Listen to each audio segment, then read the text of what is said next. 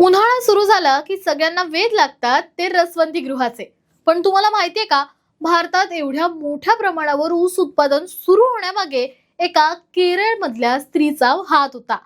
वनस्पती शास्त्रज्ञ आणि भारतातल्या पीएचडी पदवी मिळवणाऱ्या पहिल्या महिला जानकी अमाल. 1897 चा काळ. केरळच्या तेलीचेरीमध्ये मागासवर्गीय कुटुंबात एका मुलीचा जन्म होतो. ज्या देशात बहुतेक मुलींना लग्नासाठी ढकलले जात असे, तिथे ती अमेरिकेला जाणाऱ्या जहाजावर चढली. ज्या काळात स्त्रियांसाठी महाविद्यालयीन पदवी मिळवणेही दुर्मिळ होते, त्या काळात तिने पीएचडी मिळवली. जानकी अम्माल नियम मोडणाऱ्या वाटत नव्हत्या. त्यांच्या बोलण्यातून बंडखोरपणा जाणवत नव्हता. तरीही त्यांच्या निवडी, त्यांचा एकांत आणि त्यांची बुद्धिमत्ता यांसारख्या त्यांच्यातील प्रत्येक गोष्टीने भारतीय विज्ञानाचे नियम नव्याने लिहिण्यास हातभार लावला.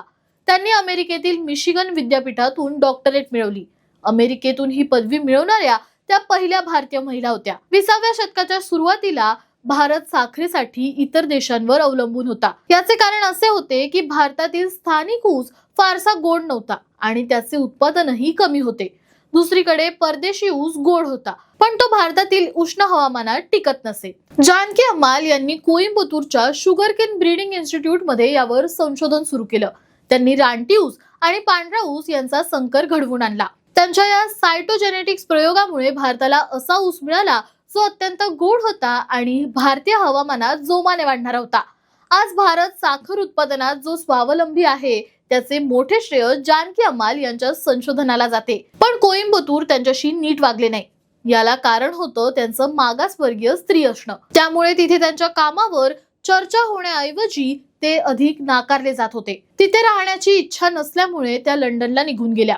दुसऱ्या महायुद्धाच्या काळात लंडनमध्ये बॉम्बस्फोटाच्या आवाजातही त्या झाडांच्या पेशींचा अभ्यास करत होत्या. तिथून परत आल्यावर पंतप्रधान जवाहरलाल नेहरू यांनी भारतीय वनस्पती सर्वेक्षणला नवजीवन देण्यासाठी त्यांना विचारलं होतं. वयाच्या 80व्या वर्षी जेव्हा लोक विश्रांती घेतात, तेव्हा जानकी अम्माल केरळच्या सायलेंट व्हॅली वाचवण्यासाठी रस्त्यावर उतरल्या. तिथल्या दुर्मिळ वनस्पतींना वाचवण्यासाठी त्यांनी धरणाविरुद्ध कायदेशीर आणि वैज्ञानिक लढा दिला.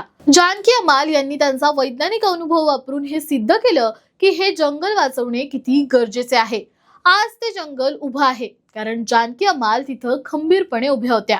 1977 मध्ये त्यांना पद्मश्री पुरस्कार देऊन सन्मानित करण्यात आलं. पण त्यांचं राहणीमान एका ऋषींसारखं होतं. त्यांच्याकडे फक्त 2 साड्या आणि विज्ञानाची पुस्तकं होती. त्यांच्या स्मरणार्थ लंडन मध्ये मॅग्नोलिया कोबस जानकी अम्माल हे फूल आजही नाव मिरवत आहे. जातीवाद, लिंगभेद आणि जागतिक महायुद्ध या सगळ्याला हरवून एका भारतीय महिलेने विज्ञानात क्रांती घडवली. पण दुर्दैव असं की अशा महान शास्त्रज्ञाचं नाव आपल्या इतिहासाच्या पानात कुठेतरी हरवलंय. आज ही वेळ आहे त्यांना तो सन्मान परत मिळवून देण्याची. हा व्हिडिओ जास्तीत जास्त लोकांपर्यंत शेअर करा आणि अशाच प्रेरणादायी गोष्टींसाठी फॉलो करा जबरी खबरी.